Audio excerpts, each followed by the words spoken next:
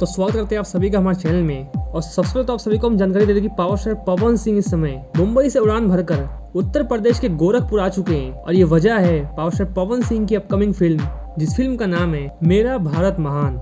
ये सही सुना आप सभी ने, मेरा भारत महान पवन सिंह की अपकमिंग फिल्म है, जिसमें आप सभी को पावर स्टार पवन सिंह की देशभक्ति देखने को मिलेगी। और इसके साथ साथ पवन सिंह के साथ आप सभी को नजर आएंगे बॉलीवुड, साउथ और भोजपुरी के सुपरस्टार रवि किशन। ये कहीं ना कहीं पवन सिंह और रवि किशन की जोड़ी काफी सालों के बाद नजर आएगी भोजपुरी पर्दे पर। और जोड़ी ने भोजपुरी पर ऑलरेडी कट्टा टनल दुपट्टा पे और योद्धा जैसे सुपरहिट फिल्में दी है।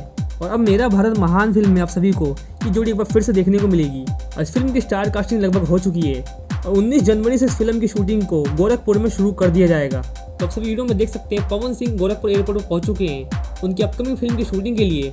वैसे मेरा भारत महान फिल्म का किस किस को बेसब्री से इंतजार है, हमें कमेंट्स में बताइएगा।